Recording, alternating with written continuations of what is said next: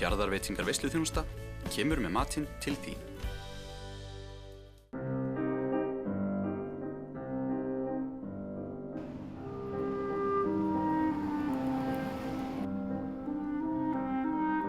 Pétur Behrens fæddist í Hamborg í Þýskalandi en hefur búið hér á landi í yfir hálfa öld og hér fyrir austan ásamt Maríettu konu sinni síðan 1986.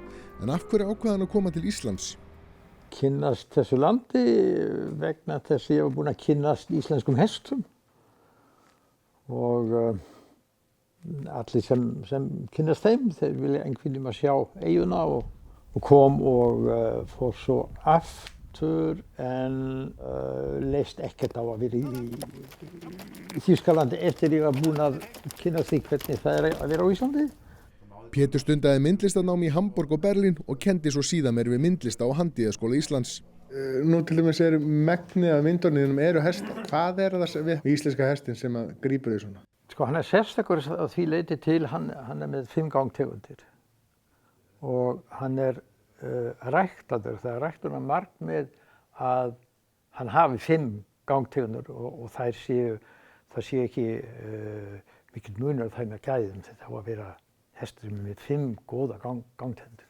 Það einstakt. Þetta kemur á sjálfu sér þegar maður í það miklu sambandi við hross, árið kring og sér þau í höfum, í vondum veðrum eða liggja í sólinni hásumar.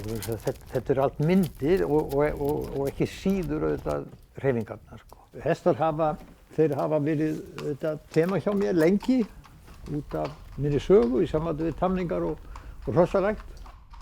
Hér svolítið hestamyndum og 2 til dæmis eru myndskreytingar við Hrafnkels-söguna. Þarna Freyþaxi að vera smalanum allan daginn. Þarna kemur hann og klagar til Hrafnkels og segir hvað hafi gerst. Og hann segir þá: illa þykir mér að þú sért þann veg fóstri minn, segir Hrafnkell við hestin. Fyrir jólin kom út listaverkabókin Hestar eftir Pétur, en í henni eru ríflega 100 myndir tengdar hestum og hestamennsku. Bókin á 3 tungumálum, en það ein blaðsíða í bókinni sem sker sig úr. Þar eru margar litlar svarthvít teikningar af hestum á stökki og á skeiði, á tölti, í hindurhlaupi og allt mögulegt. Tilurð litlu teikningana má rekja til verslunarferðar Péturs í fóðurblönduna.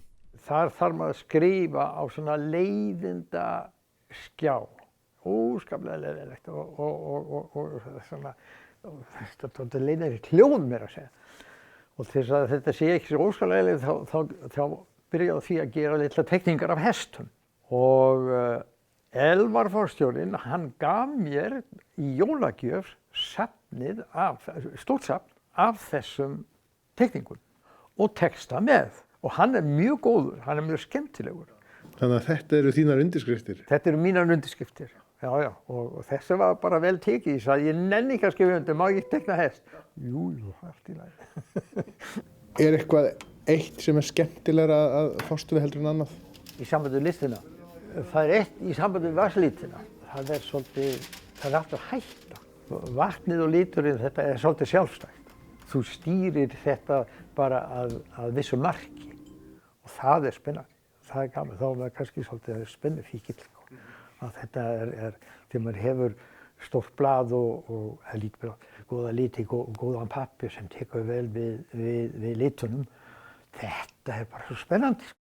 En Pétur hefur líka mikið dálæti á einu stað á Héraði. Hér sería, hér 2 myndir, svo þarna fleiri frá Langhús upp í Fljótsdal. Þetta finnst mér ákaflega merkilegur staður. Þarna standa uppi gömul hús, elsta frá því fyrir 1900 og til Baldurs þarna upp í Langhús hef ég farið 20-30 sinnum held ég og hann bóndi leifir mér að fara á túnu og fara með bílinn þangað sem ég sé húsin eða þetta móti best og svo tek ég til og með alla græjur í bílnum og byrja að mála. Og málar bara í bílnum þá? Ég málar bara í bílnum. Ég múið að koma því þannig fyrir, ég veit alveg hvernig ég get gert þetta þótt þröngt sé, en það er langskemmtilegt að vera á staðnum og þá koma áhrifin frá öllum hverfinu, frá litum og línum og formum og hérna, það er mín aðferð, sko.